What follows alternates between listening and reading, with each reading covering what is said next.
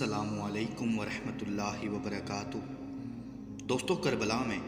امام حسین علیہ السلام اور ان کے بیٹوں اور ان کے بھائی اور ان کے تمام ساتھیوں کو شہید کرنے کے بعد بھی یہ ظلم یہاں تک نہ رک سکا۔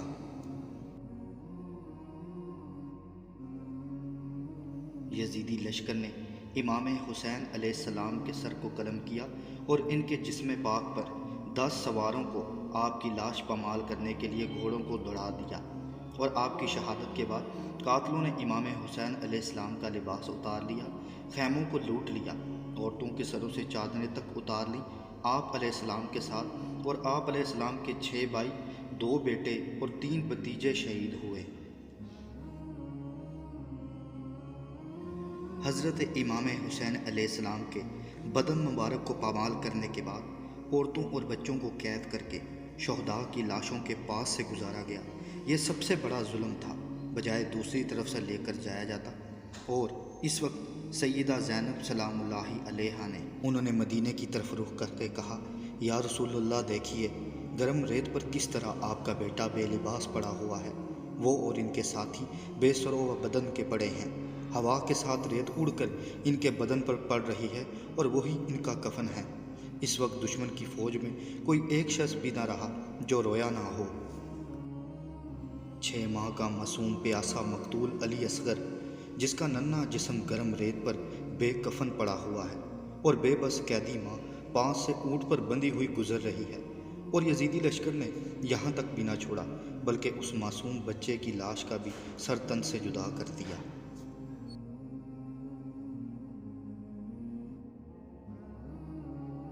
یزیدی فوج نے اپنے سب مقتول خبیثوں کا جنازہ پڑھا اور کفن دیے، مگر اہل البیت کرام اور ان کے ساتھی شہیدوں کی لاشیں وہی پڑے رہنے دیں، نہ جنازہ پڑھا نہ دفن کیا۔ عراق کے سابقہ وزیر حیدر الدین حسینی نے بالکل صحیح لکھا کہ حضرت امام حسین علیہ السلام اور ان کے ساتھیوں کو اس بات کی حاجت ہی نہیں تھی کہ یزیدی ملعون ان کا جنازہ پڑھتے، ان پر تو اللہ کے فرشتے درود و سلام پڑھ رہے تھے۔ دوستو، کربلا کے بعد ایک اور واقعہ بھی پیش کیا جاتا ہے کہ حضرت عبداللہ بن زبیر رضی اللہ عنہ کے بھائی موصب بن زبیر رضی اللہ عنہ کی ایک اہلیہ سکینہ بنت حسین علیہ السلام تھی۔ جب موصب عبد الملک کے خلاف جنگ کے لیے جانے لگے تو نامواقف حالات کے پیش نظر سکینہ علیہ السلام اللہ نے انہیں روکا۔ موصب نے کہا، سکینہ، تیرے باپ حسین علیہ السلام نے کسی حلال زادے کے لیے کوئی بہانہ نہیں چھوڑا، یعنی کہ ہم بھی اگر نہ گئے تو امام حسین جیسی پاک ہستی اگر چلی گئی تو ہماری تو کوئی حیثیت ہی نہیں۔ دوستوں، میدان کربلا سے امام حسین علیہ السلام اور تمام شہدائے کربلا کے سروں کو کاٹ کر نیزوں پر چڑھا کر اس قافلے کے آگے چلایا گیا، اور تمام بیویوں کو ان کو قیدی بنا کر، اور انہی میں امام زین العابدین، جن کی عمر تقریباً اس وقت 22 سال کے قریب تھی، وہ بیمار تھے اس لیے ان کو چھوڑ دیا گیا۔ کچھ روایات کے مطابق راستے میں حسین ابن علی کا قافلے کے آگے سر لے کر جایا جا رہا تھا، تو راستے میں ایک مقام پر ایک یہودی راہب نے جب اس سر مبارک کو دیکھا تو ان کے متعلق پوچھا۔ جب اسے یہ پتہ چلا کہ یہ نبی کا نواسہ ہے تو اس نے ان سے مطالبہ کیا کہ 10,000 اشرفیوں کے بدلے 1 رات کے لیے یہ سر مجھے دے دو، اور سر اس کو دے دیا گیا۔ اس نے ان کو غسل دیا اور اپنے سامنے رکھ کر ساری رات روتا رہا۔ اسی طرح جب یہ قافلہ ایران پہنچا تو ایک یحییٰ یہودی نے سر کے متعلق پوچھا، اور جب اس کو پتہ چلا کہ یہ رسول کے نواسے ہیں تو اس نے اس لشکر کو برا بھلا کہا اور پھر ان کے ساتھ لڑائی کی۔ اس نے 4 یزیدیوں کو قتل کر دیا اور بعد میں پھر خود بھی قتل ہو گیا۔ کہتے ہیں کہ آج بھی ایران کے دروازے کے اوپر اس کا مزار موجود ہے۔ اسی طرح صحیح بخاری کی حدیث میں بھی حضرت انس ابن مالک سے روایت ہے کہ انہوں نے فرمایا کہ عبید اللہ کے پاس امام حسین علیہ السلام کا جب سر لایا گیا تو ایک تشت پر رکھا ہوا تھا، وہ ایک چھڑی آپ علیہ السلام کے چہرے مبارک پر مارنے لگا اور آپ کی خوبصورتی کے متعلق کچھ کہنے لگا کہ میں نے تو سنا تھا حسین علیہ السلام بہت خوبصورت ہیں، یہ طنزاً کہا۔ حضرت انس نے کہا کہ امام حسین سب لوگوں میں رسول صلی اللہ علیہ وآلہ وسلم سے بہت مشابہ تھے، ان کی داڑھی اور سر کے بالوں پر وسمے کا خضاب لگا ہوا تھا۔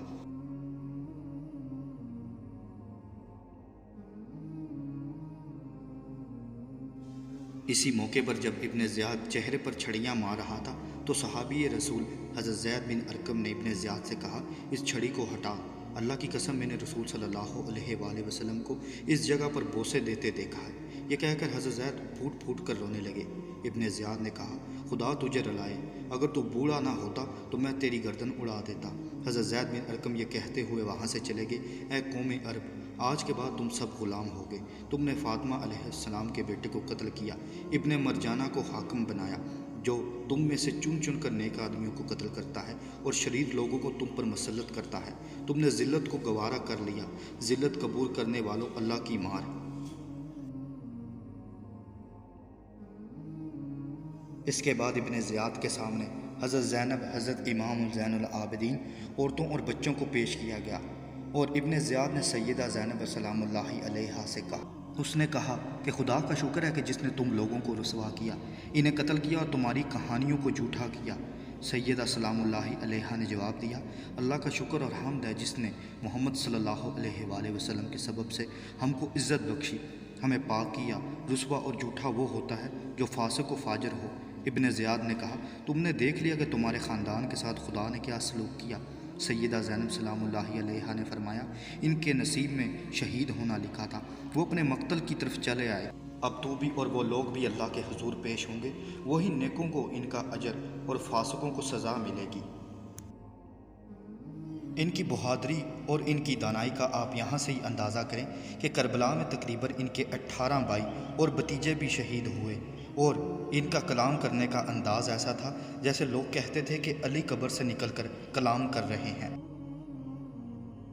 دوستو، حضرت زینب، حضرت فاطمہ کی دو بیٹیاں زینب کبریٰ اور زینب صغریٰ، جنہیں ام کلثوم بھی کہتے ہیں، اور انہیں عقیلۃ البنی ہاشم کہا جاتا ہے، اور ان کے دانا اور بہادری اور یہ بہت سمجھدار تھی۔ حضرت علی نے ان کی شادی بڑے بھائی حضرت جعفر کے بیٹے عبداللہ سے کی۔ ان میں سے اولاد علی، اون، عباس، محمد اور ام کلثوم ہیں۔ جب ان کو قیدی بنا کر دمشق لے کر جایا گیا، اور ان کا وہ کلام بھی بہت مشہور ہے جو بہت سی تاریخی کتابوں میں آیا ہے۔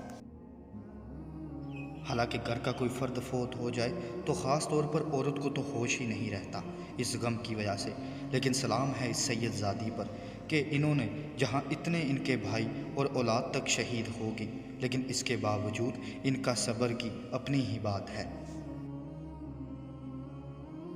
اس کے بعد ابن زیاد نے جب حضرت علی ابن حسین زین العابدین کو دیکھا تو پوچھا، یہ کون ہے؟ جب بتایا گیا تو کہنے لگا کہ اسے کیوں چھوڑ دیا، اسے بھی قتل کر دو۔ سیدہ زینب سلام اللہ علیہا نے حضرت علی ابن حسین سے لپٹ گئیں اور کہنے لگی کہ ابن زیاد، خدا کا خوف کر، جتنا ظلم ہم پر کر چکا ہے اس سے تمہارا دل نہیں بھرا، اگر اسے قتل کرنا چاہتا ہے تو مجھے بھی ساتھ قتل کر دے۔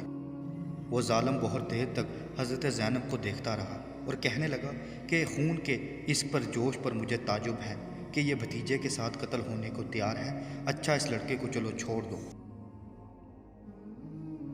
دوستو، یہاں پر ایک اور بات بھی میں آپ کو بتاتا چلوں کہ عاص بن موائل نے آپ صلی اللہ علیہ وآلہ وسلم کا جب بیٹا فوت ہوا تھا تو اس پر اس نے کہا تھا کہ یہ نبی کی دعوت کہاں تک جائے گی، اس کی تو نعوذ باللہ اولاد ہی نہیں ہوگی کیونکہ یہ ابتر ہو جائیں گے۔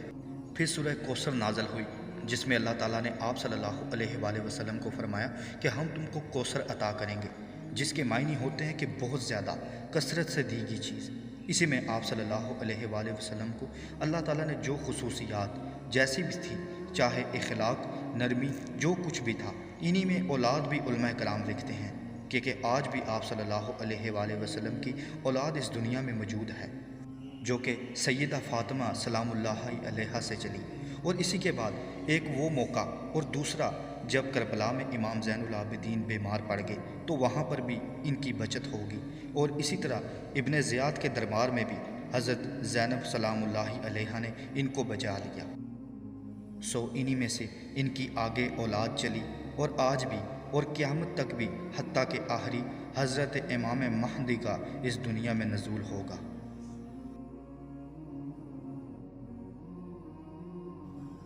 اسی طرح کے واقعات کے بعد حسین علیہ السلام کا سر مبارک کوفے میں نصب کر دیا گیا پھر شہر میں پھرایا گیا، پھر باقی شہدائے کربلا کے سروں کے ساتھ قیدی اہل البیت اطہار سمیت یزید کے پاس دمشق بھیج دیا گیا۔ سیدنا علی ابن حسین امام زین العابدین کے بارے میں ابن زیاد نے حکم دیا کہ ان کی گردن میں توق ڈال کر لے جایا جائے۔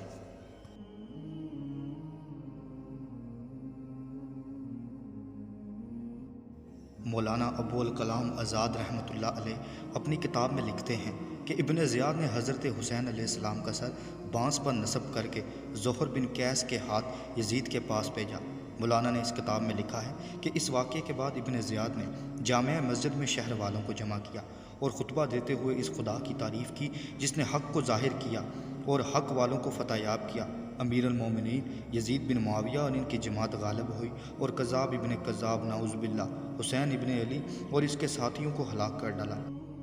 یہ سن کر حضرت عبداللہ بن عفیف ازدی رضی اللہ عنہ جو کہ مولا علی علیہ السلام کے مشہور ساتھی ہیں اور جنگ جبل صفین میں زخمی ہو کر اپنی دونوں آنکھیں کھو چکے تھے، کھڑے ہو گئے اور چلائے، خدا کی قسم اے ابن مرجانہ، کذاب ابن کذاب تو ہے، نہ حسین ابن علی۔ ابن زیاد نے یہ سن کر ان کو وہیں پر قتل کر ڈالا۔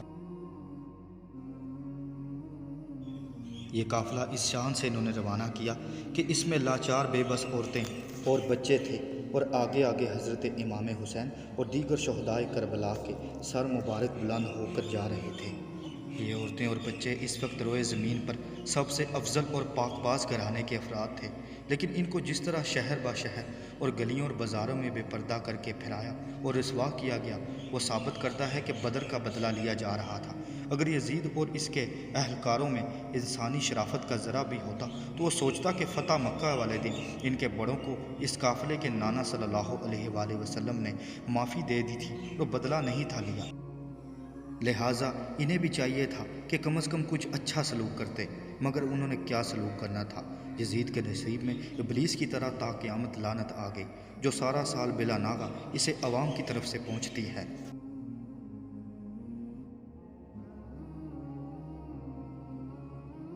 اس کے بعد اس تمام قافلے کو ایک طویل سفر اور مشکل سفر طے کر کے قیدیوں کی طرح جب یزید کے دربار میں لے جایا گیا تو وہاں ایک یہودی عالم بیٹھا تھا، جس کو جب اس بات کا پتہ چلا تو اس نے ان کو برا بھلا کہا اور کہا کہ حضرت داؤد علیہ السلام کی 17ویں پشت سے میں ہوں، اس کے باوجود میری قوم میری ایسے عزت کرتی ہے کہ جیسے میں ان میں پیغمبر ہوں، اور تم کیسے ہو جنہوں نے اپنے نواسے رسول اور ان کے تمام اہل البیت کو قتل کر دیا اور ان کے گھر والوں کو قیدی بنا لیا۔ اس کے علاوہ وہاں بیٹھے ہوئے ایک عیسائی نے کہا کہ جس نے کہا کہ کیسے مسلمان ہو تم، ہمارے گرجے میں حضرت عیسیٰ علیہ السلام کے گھوڑے کا ایک سم رکھا ہوا ہے جس کو ہم نے خوشبوؤں سے معطر کیا ہے اور اس کی زیارت کی جاتی ہے اور اس کی اتنی تعظیم کی جاتی ہے، مگر تم لوگوں نے اپنے پیغمبر کی تمام نشانیوں کو مٹا ڈالا۔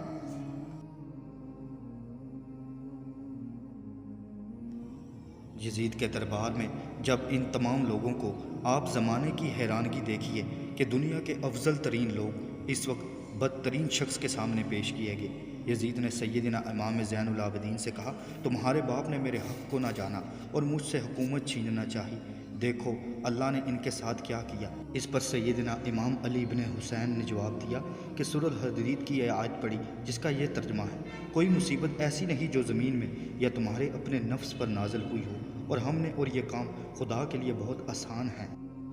یزید نے اس کے جواباً سورۃ شعراء کی یہ آیت پڑھی، اور جو مصیبت تم پر واقع ہوئی ہے وہ تمہارے اپنے ہاتھوں کی کمائی ہے اور وہ اللہ بہت سے گناہ معاف کر دیتا ہے، اور اس کے ساتھ سورۃ آل عمران کی آیت پڑھی، کہو اے اللہ، اے بادشاہی کے مالک، تو جس کو چاہے بادشاہی بخشے، جس سے چاہے بادشاہی چھین لے، اور جس کو چاہے عزت دے اور جسے چاہے ذلیل کرے، ہر طرح کی بلائی تیرے اختیار میں ہے، بے شک تو ہر چیز پر قادر ہے۔ سیدنا امام حسین کی بیٹی فاطمہ بنت الحسین بیان فرماتی ہیں کہ یزید کے دربار میں پیشگی کے وقت ایک بدبخت شامی نے یزید سے کہا کہ یہ لڑکی یعنی فاطمہ مجھے دے دیں، میں اس زمانے میں کم سن اور خوبصورت تھی، میں ڈر گئی اور اپنی پھپھی زینب علیہ السلام کے پیچھے کھڑی ہو گئی۔ حضرت زینب علیہ السلام نے اس شامی سے کہا، نہ تمہاری یہ مجال ہے اور نہ یزید کی۔ یزید بولا، واللہ تم نے غلط کہا، مجھے یہ اختیار ہے، میں اگر چاہوں تو ایسا کر سکتا ہوں۔ حضرت زینب علیہ السلام نے کہا، واللہ ایسا نہیں ہو سکتا، اللہ نے یہ اختیار تجھے نہیں دیا کہ تو مسلمانوں کی عورتوں کو لونڈیاں بنا لے، ہاں اگر دین چھوڑ کر کوئی دوسرا دین اختیار کر لے تو ایسا ہو سکتا ہے۔ یزید اس پر غضبناک ہو کر کہا، دین سے تیرا باپ اور تیرا بھائی نکل گئے تھے۔ زینب علیہ السلام نے جواب دیا، میرے باپ علیہ السلام، بھائی اور نانا علیہ السلام کے دین سے تو اور تیرا باپ نے ہدایت پائی۔ یزید نے کہا، دشمن خدا تو جھوٹ بول رہی ہے۔ زینب علیہ السلام نے کہا، تو حاکم ہے اس وقت، اس لیے اس بات پر چپ ہو جاتا ہے اور ہم کو دبا رہا ہے۔ یہ سن کر یزید خاموش ہو گیا۔ شامی بدبخت نے پھر وہی مطالبہ کیا تو یزید نے کہا، خاموش رہ، خدا تجھے موت دے کر فیصلہ کرے۔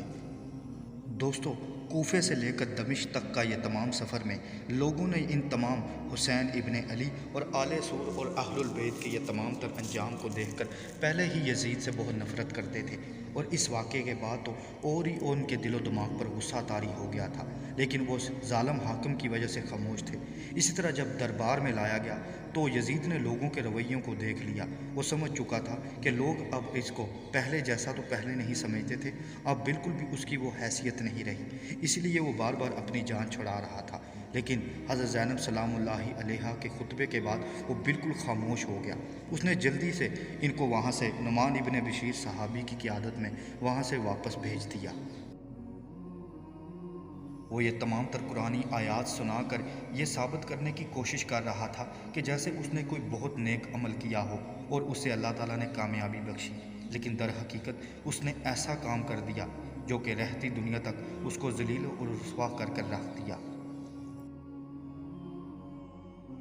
آج بھی اس پوری دنیا میں حضرت امام حسین اہل البیت کے چاہنے والوں سے دنیا بھری پڑی ہے، اور اسی طرح یزید اور اس کے دفاع کرنے والوں پر لعنتیں تا قیامت برس رہی ہیں۔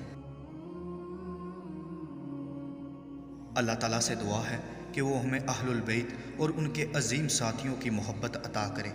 اللہ تعالیٰ سے دعا ہے کہ وہ ہمیں اہل البیت میں حضرت مولا علی علیہ السلام، حضرت امام حسین علیہ السلام اور حضرت زینب علیہ السلام جیسی ہمت اور دانائی عطا کرے، اور ان کے نقش قدم پر چلنے کی توفیق عطا کرے، اور اسی طرح ہمیں دنیا میں بھی حق بات قبول کرنے اور بیان کرنے کی توفیق عطا کرے۔ السلام علیکم ورحمۃ اللہ وبرکاتہ۔